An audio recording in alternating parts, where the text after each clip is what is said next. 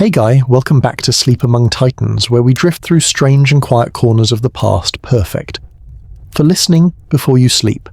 Tonight we're going to a year that a certain Harvard historian, not usually a dramatic fellow, officially labelled the beginning of one of the worst periods to be alive, if not the worst year. We're talking about 536 AD. This wasn't your typical bad year with a war or a plague. This was more fundamental. This was the year the sky basically broke. For 18 months, a mysterious fog rolled in and just stayed. It wasn't weather. It was a global atmospheric event that no one understood. Imagine waking up in March expecting spring, and instead the sun looks like a low-wattage LED someone left on by mistake. That was the reality. In Constantinople, in Gaul, in Ireland, people looked up at a dim bluish disk in the sky that gave off no heat. The light was so faint that even at noon shadows were barely visible. The birds stopped singing. The crops began to fail. This is the story of that sunless year. It's a quiet global catastrophe. We'll explore how the most powerful people on Earth in the glittering city of Constantinople reacted with total confusion. We'll feel the creeping dread of a farmer watching his fields turn barren, and we'll uncover the incredible geological culprit, a volcanic mega-eruption halfway across the world that plunged civilization into a miniature ice age. So get comfortable. Let's drift back to the year the lights went out. So before the sky decided to take an unscheduled 18-month vacation, what did the world even look like? Let's call it the year 535. The Western Roman Empire was officially a memory, a ghost that still haunted every road and ruin. In its place was a messy patchwork quilt of new kingdoms. You had the Franks getting established in Gaul, the Goths running things in Italy and Spain. It was a world in flux, held together by old traditions and new warlords. It wasn't exactly stable, but it was a familiar kind of chaos. Meanwhile, over in the east, the Roman Empire was very much alive and kicking. In the glittering capital of Constantinople, Emperor Justinian was on a roll. He had big plans. We're talking grand-scale reconquest of lost territories, building architectural marvels like the Hagia Sophia that would stun the world for 1,000 years. He was a man with a spreadsheet, a budget, and an army. He probably felt like he was on top of the world, the master of his own destiny. But for almost everyone, from a farmer in Ireland to a merchant in Egypt, life wasn't about emperors or kingdoms. It was about one simple, unbreakable contract with the universe. The sun rises, the seasons turn, the rains fall, and the crops grow. This was the fundamental rhythm of life, the one guarantee in a chaotic world. It was more reliable than any king, more powerful than any army. They had their problems, their squabbles, their ambitions. But they all relied on that one single promise. And it's what happens when that promise is suddenly inexplicably broken that our story truly begins. They had plans. Justinian had plans. But the planet, it turned out, had other ideas. While a farmer in a distant province might look to the sky and see a bad omen or the wrath of a local spirit, the reaction in the world's most sophisticated city was in its own way even more terrified. Because in Constantinople, the glittering heart of the surviving Roman Empire, they didn't just have superstition. They had libraries. They had knowledge. And knowledge they were about to discover was completely and utterly useless. Let's imagine a man named Cassiodorus. He was a real person, one of the great minds of his time, a Roman statesman, a scholar, a man who had dedicated his life to preserving the wisdom of the ancients. If anyone in the 6th century could be called the smartest guy in the room, it was him. And right now his brilliant mind was running into a wall. From the window of his stately villa, the world looked wrong. Not dramatically wrong, not like an invading army was at the gates. It was a subtle, creeping wrongness. The Bosphorus below was a sheet of dull lead instead of sparkling sapphire. The usual cacophony of the city, the shouts of merchants, the clang of hammers, the rumble of cartwheels on stone was muted, as if a thick blanket had been thrown over everything. The air, even indoors, carried a strange persistent chill that the braziers in the corners couldn't seem to fight off. His servants moved with a quiet anxiety, their eyes constantly flicking towards the windows, towards the pale, useless disk in the sky. In one of his actual surviving letters from this exact time, Cassiodorus wrote of the sun having a bluish colour. He wrote, "We marvel to see no shadows of our bodies at noon." Think about that. The very geometry of the world was broken. He continues, "The seasons seem to be all jumbled up together." Now you have to admire the instinct of a man like this. Faced with what looks suspiciously like the end of the world, His first impulse isn't to pray or to panic, it's to go to his library. His thinking, the thinking that built Rome, was that for every problem there is a precedent. For every phenomenon there is an explanation. It must be written down somewhere. So we can imagine him there in his vast library, the air smelling of old papyrus and vellum. He unrolls the scrolls of the great poets searching for portents. He reads Virgil's Georgics, where the sun grew dark after the assassination of Julius Caesar. A powerful omen, yes, but that was a single day, a divine sign tied to a specific human event. This was different. This was a slow, grinding, impersonal dimming that had lasted for months and showed no sign of ending. It was as mundane as it was terrifying. The poets were no help. Fine. He moves on to the scientists, or what passed for them. He pulls down the scrolls of Aristotle's meteorology. He consults Pliny the Elder's natural history. These were the encyclopedias of his age. They spoke of clouds of fog born from the sea of the mechanics of an eclipse. But they described a system that worked a set of predictable rules. They had no category for a sky that simply turned off. It would be like trying to fix a crashed computer using a manual for an abacus. He was running a diagnostic on the universe with a user manual that was 1,000 years out of date. The scientists were no help. His frustration must have grown. He turns to the historians, Livy, Tacitus, Thucydides. He scans their accounts of famines, plagues, earthquakes, wars. Humanity had endured countless disasters. But had the sky itself ever failed them on this scale? For this long there was no record. No one had ever written about this because, as far as he could tell, it had never happened. This is the true terror for a mind like Cassiodorus's. It's not the presence of a known monster, but the profound, absolute absence of an explanation. The collected wisdom of Greece and Rome, the foundation of his entire world, was silent. All that knowledge, all that logic, all that history, and he was left with nothing. He would have stood up from his desk, the scrolls lying open and useless around him, and looked out the window again. And in that moment, the full weight of his vexation would land. He, Cassiodorus, statesman and scholar, was just as ignorant, just as helpless as the most uneducated peasant shivering in a hut in Britain. His intelligence, his status, his library, they were a thin shield against a problem the size of the sky. And as the intellectual panic subsided, a more practical, chilling dread would have taken its place. His mind trained in logic, and consequence would have started charting the inevitable path of this disaster. If the sun gives no warmth, the grapes on the hills of Italy will not ripen. The wine trade will collapse, the olive groves of Greece will fail, and the grain, the great shipments of grain from Egypt and North Africa that feed the cities. What happens when the fields in the Nile Delta lie cold and fallow under this same twilight sky? He has to write a report to the king, to the authorities. But what on earth could he even say? Your Majesty, it appears the sun has malfunctioned. We are looking into it. The absurdity was as profound as the fear. The greatest minds of the age were reduced to simply watching and waiting for the food to run out. Cassiodorus, in his villa in Constantinople, feared the grain shipments would stop. His was an abstract high-level fear, the fear of a strategist looking at a map. To understand what that fear truly meant on the ground, we have to leave the capital and travel back to that small village in Gaul, back to the people whose entire existence was bound to the soil. By the time April and May of 536 arrived, the initial confusion had curdled into a deep, quiet anxiety. This was planting season. For generations beyond counting, this was the time of hope, the annual act of faith. Farmers did what they had always done. They took out the precious seeds they had saved from the last harvest, their investment, their future, their children's bread, and they began to work the fields. They hitched their thin oxen to the ploughs and cut furrows into the cold, unresponsive earth.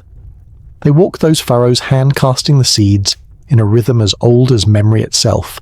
They were following a recipe passed down through 100 generations, but they were doing it in an oven that was broken.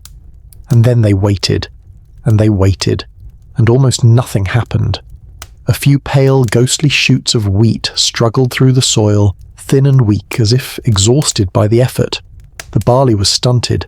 The oats barely grew at all. We can picture a farmer, a man whose hands are a roadmap of past harvests, kneeling in his field in late June, when the sun should be high and hot. He digs into the damp, cold earth with his bare fingers and pulls up a seed he planted 2 months ago. It hasn't sprouted. It's just a soft, rotted lump of pulp. A total waste. Faith rewarded with nothing. The Irish annals written by monks not long after this are brutally simple in their assessment. They record a failure of bread from the years 536 to 539. A failure of bread. It's such a simple phrase for such a profound catastrophe.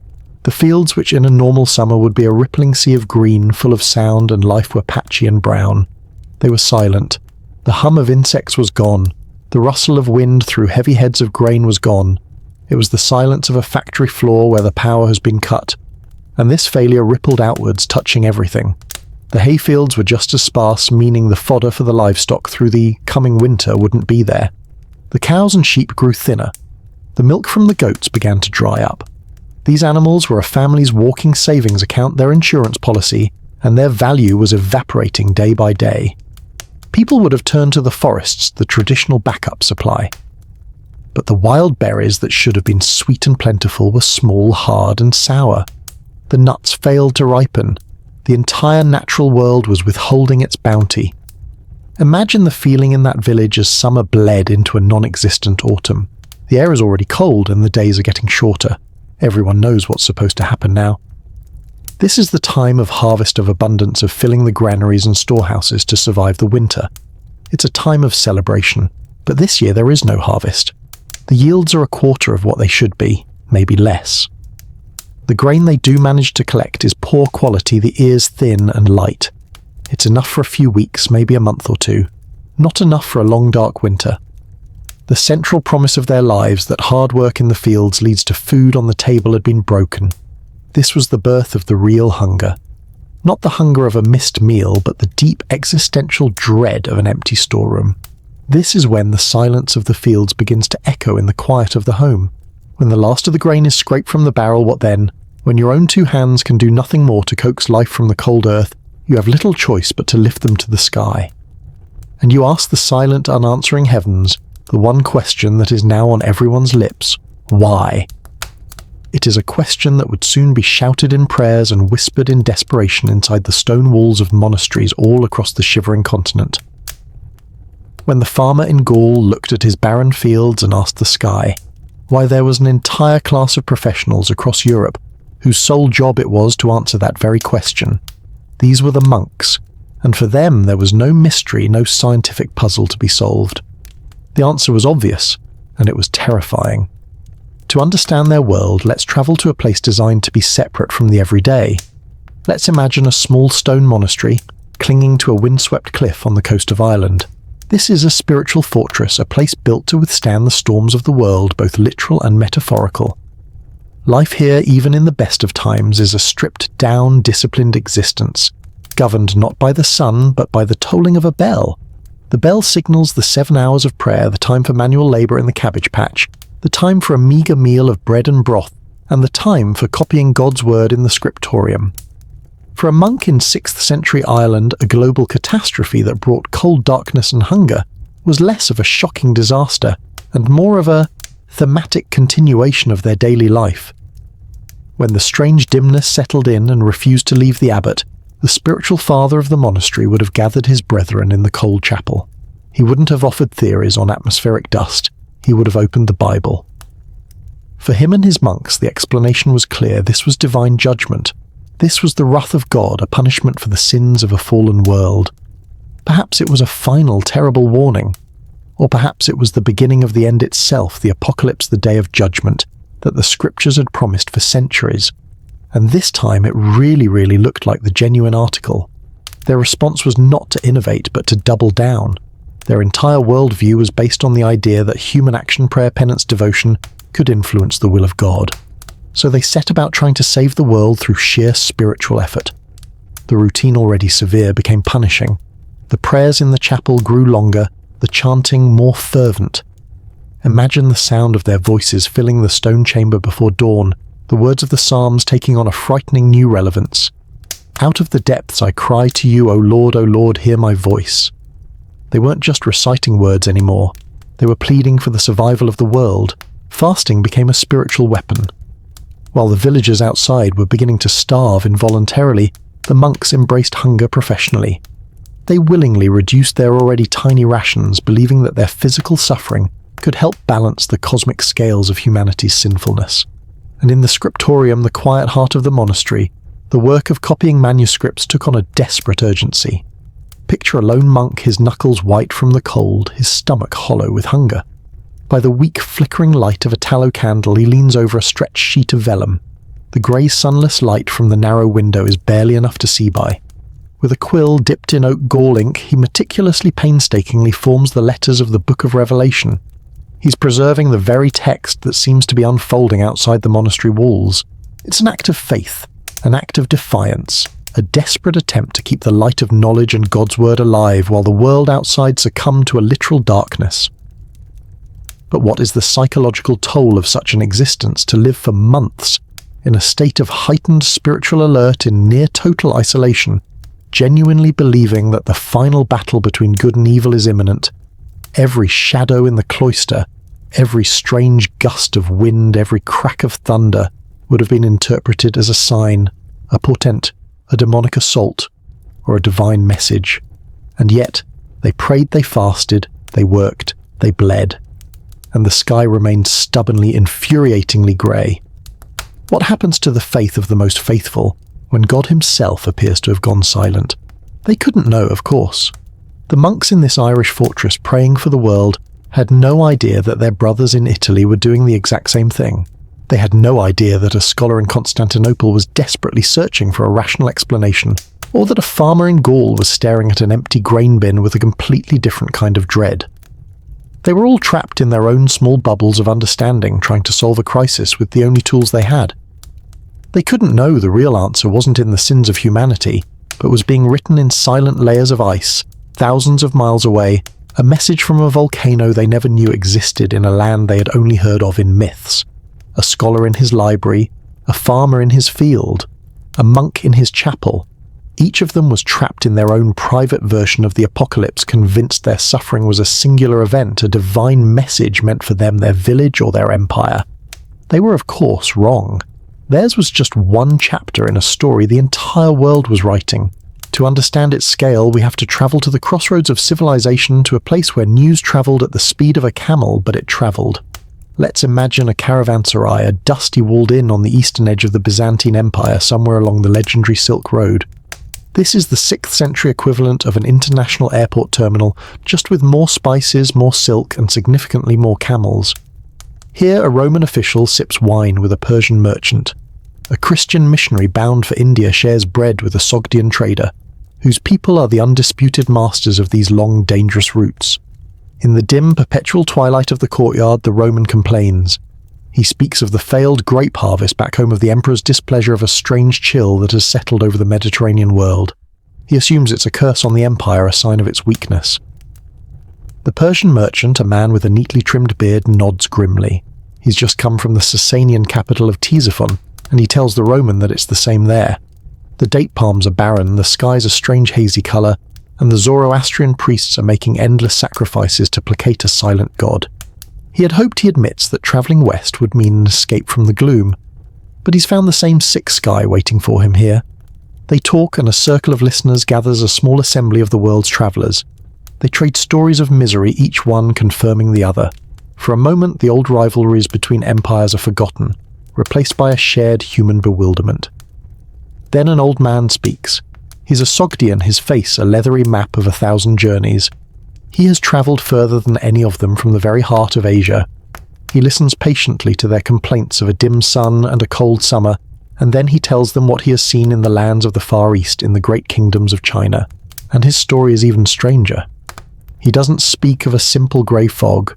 He talks of the official court chronicles in the city of Nanjing. They recorded that in the summer of 536, a strange yellow dust fell from the sky so thick that it could be scooped up in handfuls. Imagine that. Not just a dimming of the light, but the sky actively raining down a fine yellow powder. The old Sogdian continues. He tells them how the Chinese chronicles reported snow falling in the middle of August. Snow in summer. It killed the crops, leading to a catastrophic famine. The situation grew so desperate, he says that the emperor of the Northern Wei dynasty declared a general amnesty, freeing all the prisoners in his kingdom, a grand gesture to appease a wrathful heaven that had clearly turned its back on humanity. A hush would have fallen over that courtyard, These men, Roman, Persian, Sogdian, were all describing the same monster, but from different angles, like the blind men and the elephant. One felt the cold fog, another the failed dates, a third saw the yellow dust. For the first time they would have grasped the terrifying truth. This wasn't a local curse. It wasn't their emperor's fault or their own sins. The entire world was sick. There was nowhere to run. When you realize there is no escape, that the problem is not in your village but in the sky itself, your perspective shifts. You stop looking for a place to flee to, and you start looking much, much closer to home. You look at your own community. You look at the dwindling food supplies. You look at your neighbor's granary. And the quiet, bewildered desperation that has defined this crisis so far starts to get a little less quiet and a whole lot more dangerous. The threads that hold society together had been stretched thin by cold and hunger. Now they were about to start snapping. When the world gets sick and there's nowhere to run, the community turns inward. At first, this is a source of strength. Misery loves company, after all. For the first few months of the twilight, there was likely a sense of shared struggle in the villages and towns. A grim communal shaking of heads at the pale, useless sun. A shared prayer for better days. But social trust is like a granary. In good times it's full, and no one bothers to count the grains. In a famine you start counting every single one. And as the year 536 bled into 537, the counting had begun. The best place to see this happen would have been the village market. The market was the heart of the community, the place where goods, gossip, and goodwill were exchanged. At first it was a place of commiseration, but as the hunger deepened, its character began to change. Imagine a woman bringing the last of her family's withered cabbages to trade. A year ago she would have bartered them for a bit of pottery or a length of ribbon. Now she demands a price in grain or preserved meat that is astronomically high. There are angry mutters. Glances are exchanged. Her neighbours are no longer her friends. They are desperate customers, and she is a desperate vendor. Suddenly your neighbour isn't just the man you've known your whole life. He's a man who has 3 sacks of barley and you have one, and your children are hungry. The math is simple and it's brutal. Soon even that bitter commerce dries up.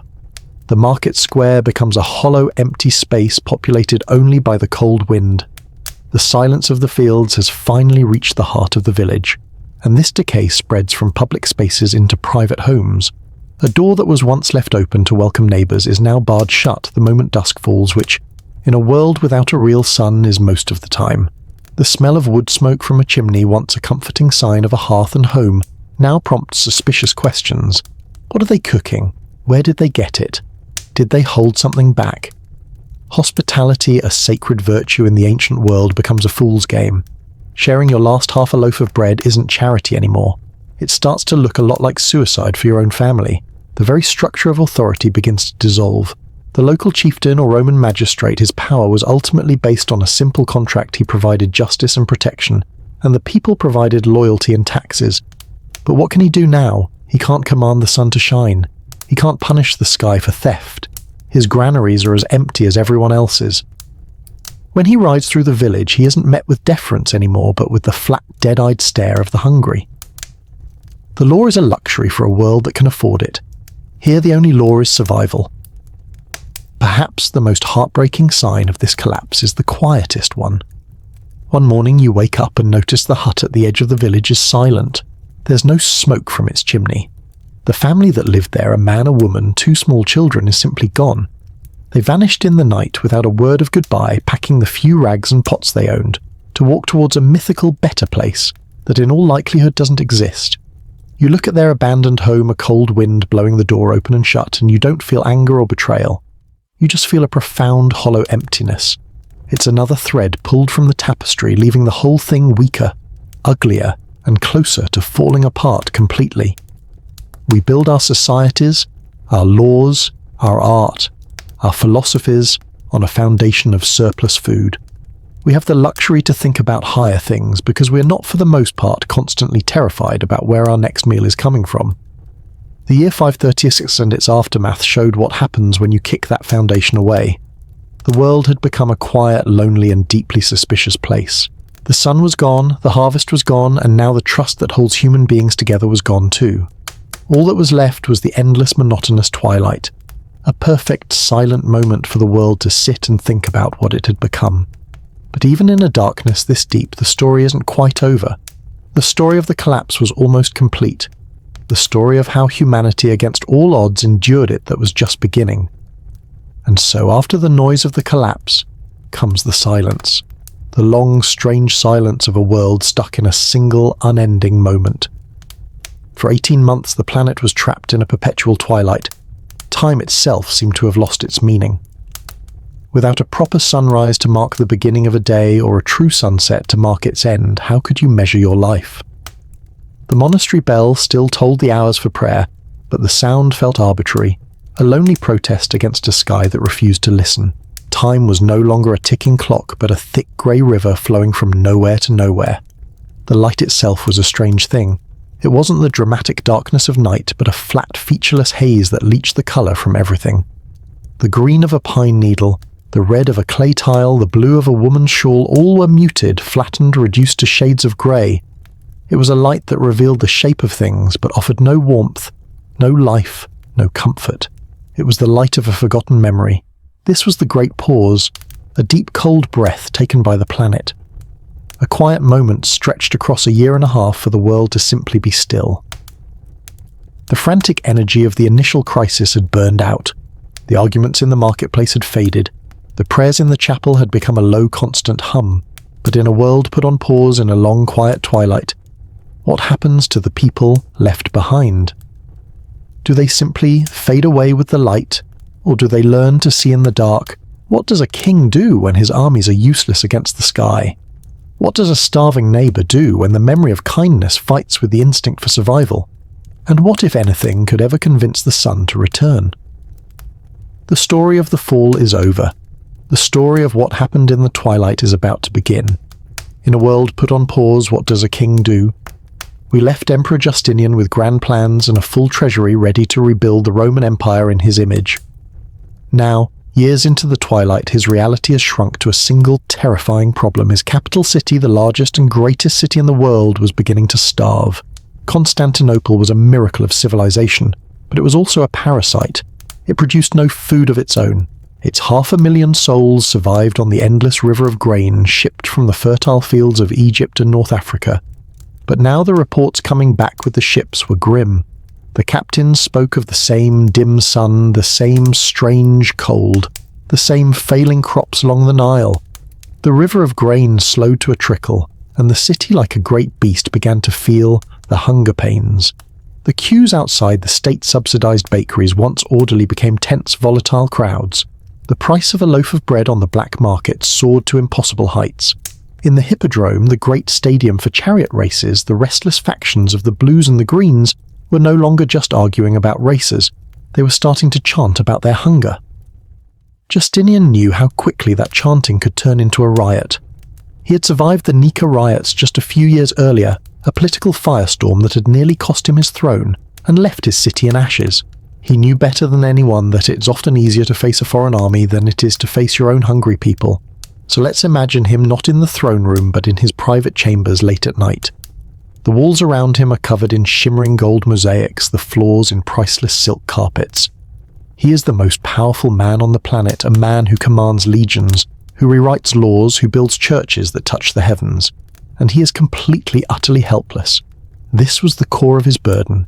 He was a man of action, a problem solver on a civilizational scale, but he couldn't fight the sky. He couldn't arrest the fog. He couldn't pass a law compelling the sun to shine. We can picture him summoning his advisors, the brilliant General Belisarius, the shrewd financier John the Cappadocian. They could offer him strategies for war and taxes, but they had no strategy for this. Their military and economic genius was useless. This powerlessness was a political crisis, but it was also a deep personal spiritual one. The emperor was meant to be God's regent on earth. A prosperous reign was a sign of divine favor. So what did this endless twilight mean? In his own mind, and certainly in the minds of his subjects, this catastrophe was happening on his watch.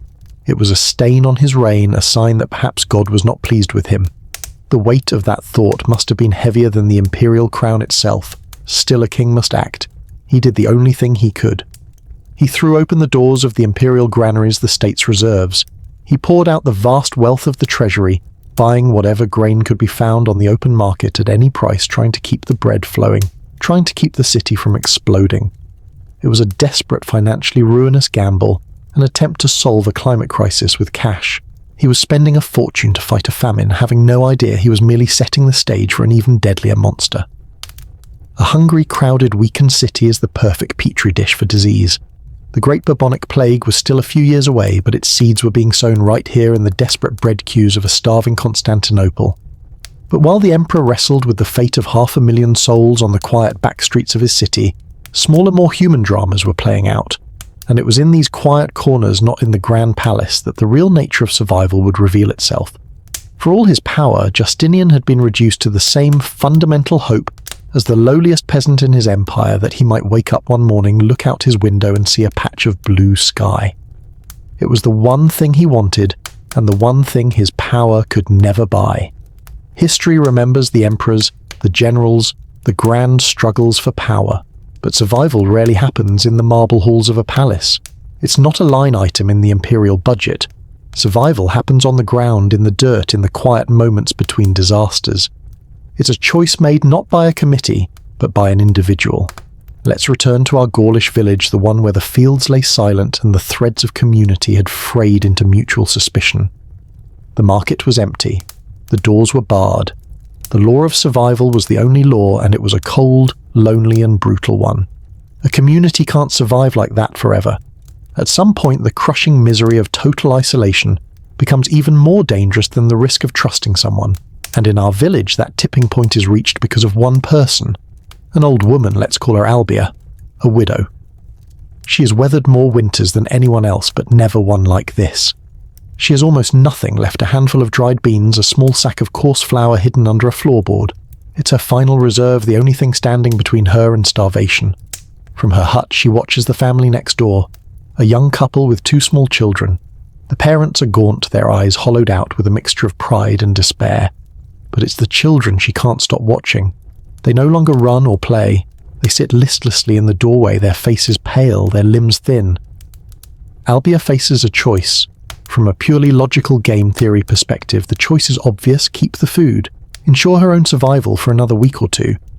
But human beings, thankfully, are not always rational actors. She looks at her tiny stash of food, then she looks at the children, and she makes a decision that is by all rational metrics insane. She decides to share, but she does more than that. She doesn't just quietly give them the food. She takes the last of her firewood, walks into the centre of the deserted hamlet, and builds a small fire. In the oppressive grey twilight, this tiny act is a shocking rebellion. It's a beacon. She puts her last beans and flour into a pot with water from the well and hangs it over the flames. The smell of a thin, watery stew begins to drift through the village. A few weeks ago, that smell would have caused resentment and suspicion. But now, after so long in the cold and dark, it smells like something else. It smells like an invitation. The young father from next door emerges, carrying a single gnarled turnip he had been hoarding. He wordlessly adds it to the pot. Another door opens, and a man brings a piece of dried salted fish, his family's last real protein. Another brings a few more sticks for the fire. Slowly, hesitantly, like animals emerging from hibernation, people gather. They come out of their lonely prisons and stand together around this small, defiant circle of warmth. For the first time in months, they are not just a collection of individuals. They are a community again. The meal they share is pitiful. The stew is thin, barely more than flavoured water. But as they pass the bowls around, they aren't just sharing food. They are sharing trust. They are weaving the frayed threads of their society back together, one spoonful at a time, and then another miracle happens. To distract the children from their hunger, an old man begins to tell a story, an ancient tale of a clever hero who outwits a giant.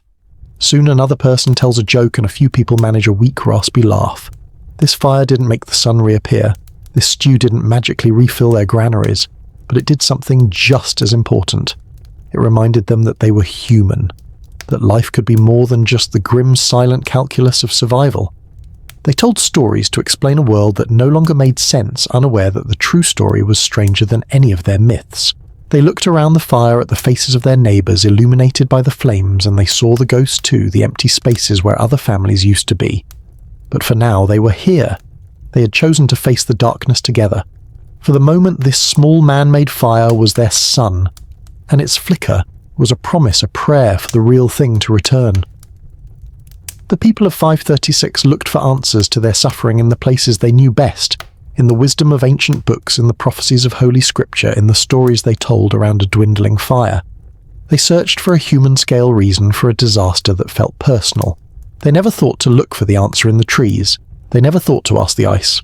But the earth keeps its own records. It doesn't write history with ink on vellum. It writes with chemistry and climate. It has a perfect, incorruptible memory. And 1,500 years later, we finally learned how to read it. Let's start with the trees. Every tree is a silent historian, and its rings are the pages of its diary. A wide ring means a good year with plenty of sun and rain. A thin ring means a year of struggle of cold or drought.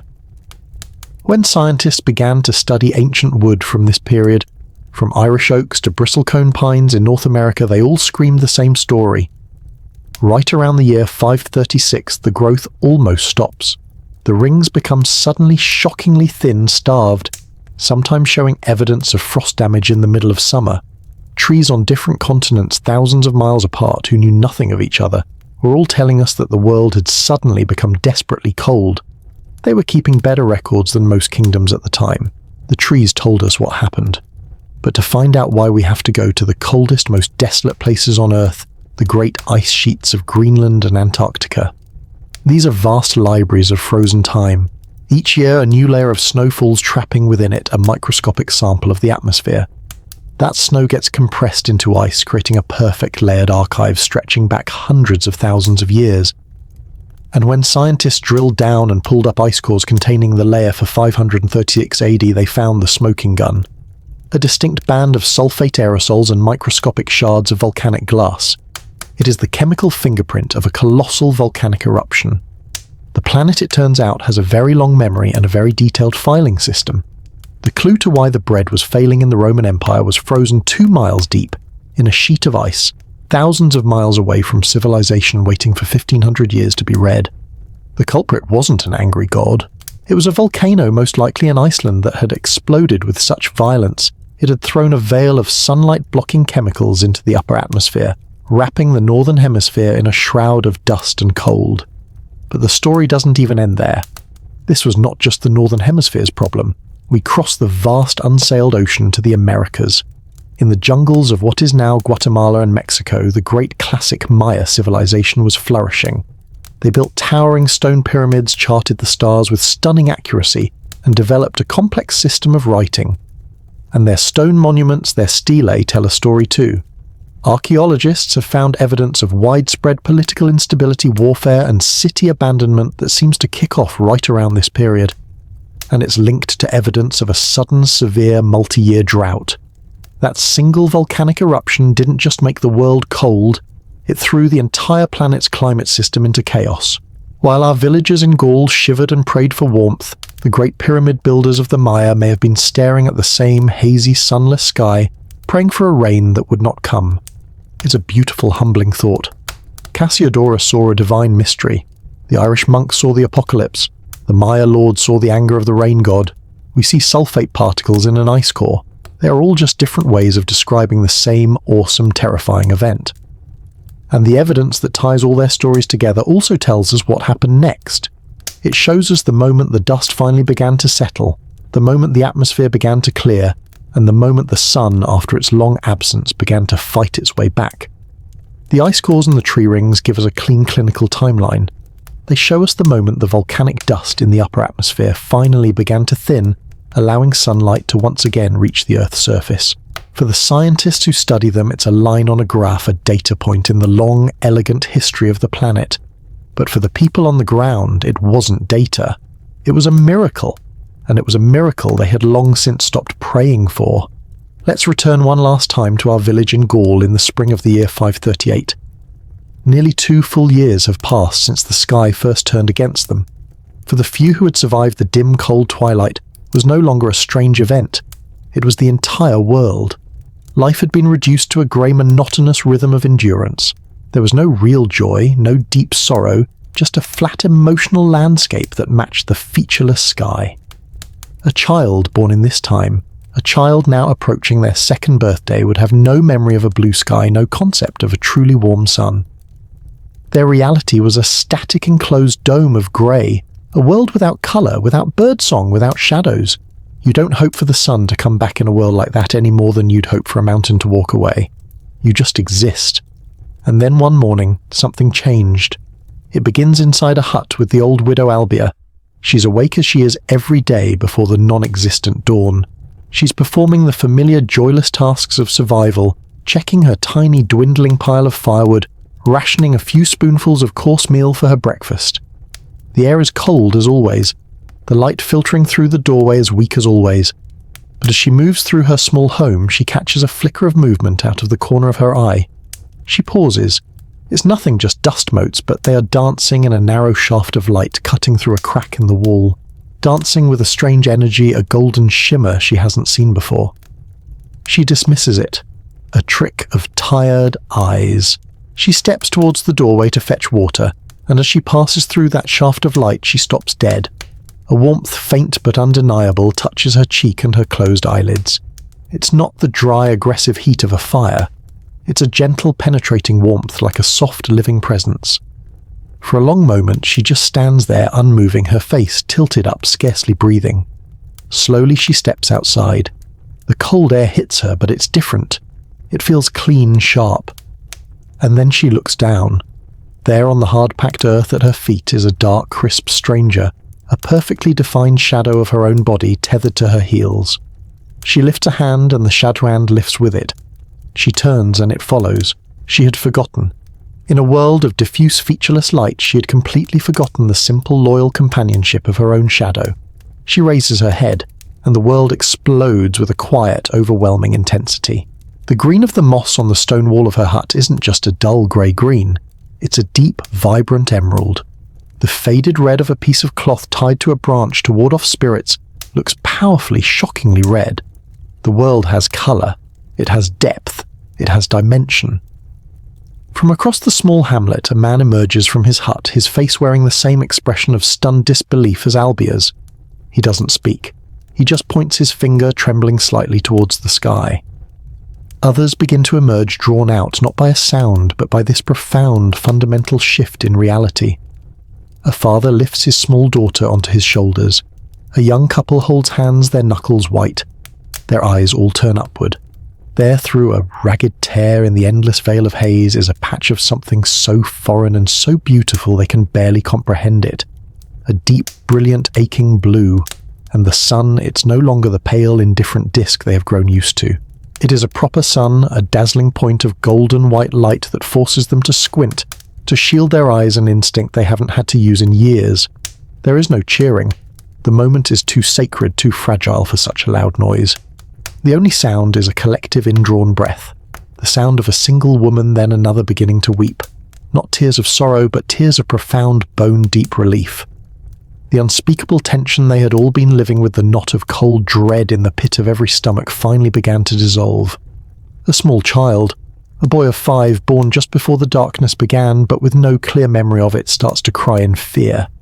He hides his face in his mother's tunic, terrified of the vast bright emptiness that has replaced the safe grey dome he knew. His mother kneels and holds him close. "Hush, little one," she whispers, her own tears tracking paths through the grime on her cheeks. "Don't be afraid. That is the sky. It was always there. It has come back for us." And then the second miracle happens. A single finch somewhere in the sparse, hungry woods begins to sing.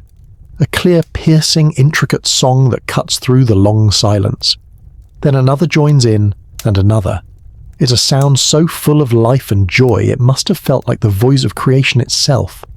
The insects begin to hum.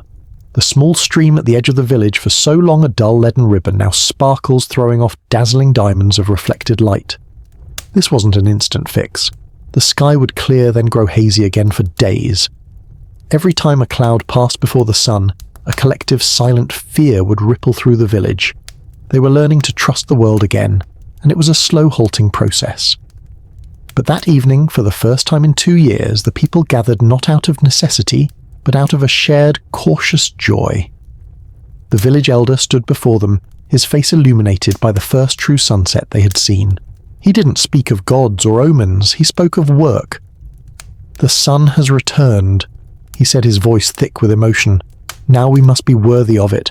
We must find seeds. We must clear the fields." The light had returned, but it illuminated a changed world. It shone on the weathered faces of the survivors, and on the empty huts and overgrown graves of those who hadn't made it. The future was possible again. But the past was not something they could erase. The twilight had left its scars not just on their memories, but on the climate and the landscape of the world itself. The crisis was ending, but the consequences were here to stay. When you recover from a long and terrible illness, there is a moment of pure, unadulterated joy. The fever breaks, the pain recedes, and the simple act of breathing feels like a gift. The world after the sun returned in 538 felt that same joy. But after the joy comes the morning after.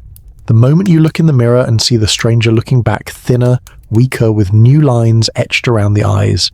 The fever is gone, but the illness has left its mark. The world after the fever of 536 was no different. The sun was back, but it was not the same sun, and it did not shine on the same world. The volcanic eruption had been the initial violent shout, but its departure left a long, low echo. The same chemical veil that had dimmed the sun also trapped less heat, triggering a prolonged period of global cooling that scientists now call the Late Antique Little Ice Age.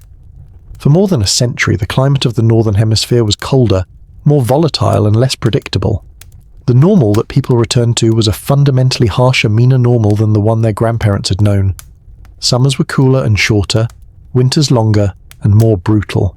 A good harvest was no longer a reasonable expectation. It was a blessing to be desperately prayed for.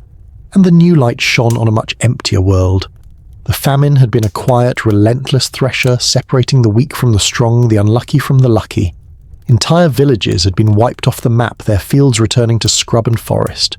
The population of Europe, and indeed much of the world, was smaller and more scattered. The web of civilization had been stretched thin, and in many places it had broken entirely. But the deepest scars were the ones you couldn't see. They were etched into the minds of the survivors. How could they not be? This was the generation that had seen the sun disappear. They were the children of the twilight. For the rest of their lives, they would never fully trust the sky. Every prolonged patch of cloudy weather, every unseasonably cold day, would have brought back a flicker of that old primal fear. The experience would have been baked into their folklore, into the stories they told their children. Frightening new myths about sky serpents that devoured the sun, or tales of the Fimbulwinter, the great 3-year-long winter from Norse mythology, which heralded the end of the world, an idea that scholars now believe was a direct cultural memory of 530s. But the most terrible scar, the most direct and horrifying consequence of the sunless year was yet to come. It was a monster that had been woken by the crisis, and it was already on its way. Think of the world in 540 as that patient recovering from a long illness. Its immune system was battered, its reserves depleted. The widespread chronic malnutrition had left the population of the entire Mediterranean world weak and profoundly vulnerable. At the same time, the climate chaos was disrupting ecosystems far away, perhaps, in the highlands of Central Asia or the plains of Africa. It may have pushed plague-carrying rodents out of their normal habitats and into closer contact with human beings. And what was the perfect vehicle to transport these infected rats and their fleas across the world? The very grain ships that Emperor Justinian had been so desperate to get moving again. The lifeline of the empire was about to become the highway of the apocalypse. In 541, just 3 years after the sun returned, the plague of Justinian erupted in the port of Pelusium in Egypt. From there it boarded the grain ships and sailed straight into the heart of a hungry, weakened Constantinople. The twilight had been a slow, quiet horror. The plague was a swift, terrifying inferno. It would ultimately kill as many as a third of the people in the Byzantine Empire, and it would change the course of history far more profoundly than even the sunless year had. The year 536 had been the punch that staggered the Roman world. The plague was the blow that brought it to its knees, and yet it did not fall. That is the simple, incredible, and final truth of this story. They endured it all. The darkness, the cold, the hunger, and the pestilence that followed. They held on. They had children. They rebuilt their communities. They learned to farm a colder world. They told stories and passed on the memory of what they had seen. We can imagine old Albia years later, a true elder now surrounded by grandchildren who have known nothing but this new, harsher world. She tells them the story of the time the sun went away for 2 years. They listen wide-eyed, but perhaps they don't quite believe her. It seems too fantastical a story to frighten children. but she knows it was real. She is living proof. They are all living proof. Those who survived the worst year to be alive and the cold decades that followed, and the plague that came after. They are the quiet, forgotten titans who slept through the darkness and awoke to build our world from the ruins of their own. And so, our journey to the sunless year comes to an end.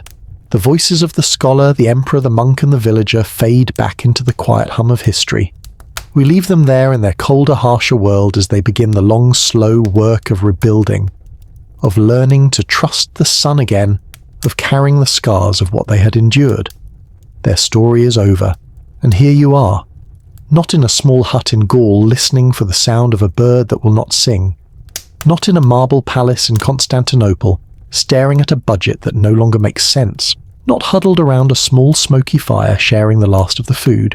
You are here, now, in this room, in this moment of profound and precious quiet.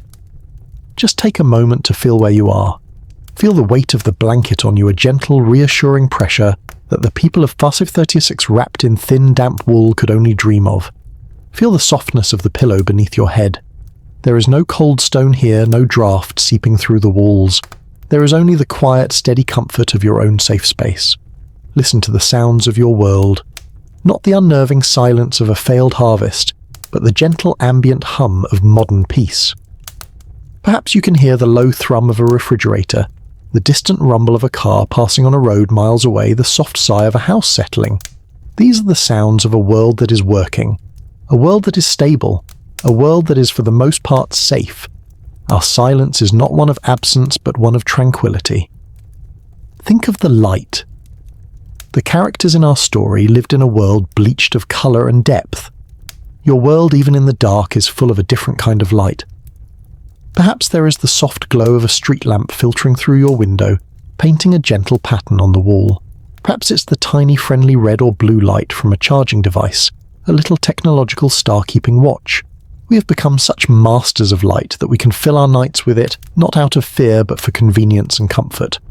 We began this story by talking about a broken contract, the promise from the universe that the sun will rise, the seasons will turn, and the world will proceed as expected. For the people of 536, that contract was inexplicably shattered, and the psychological shock was as devastating as the physical cold. We have that contract back. It's so reliable that we don't even think about it anymore. We have outsourced our faith in the sun to the science of orbital mechanics. We know with a certainty that would have seemed like divine prophecy to them that in a few hours the sun will rise on schedule. It will be the correct colour. It will provide the correct amount of warmth. The seasons will continue their slow, predictable dance.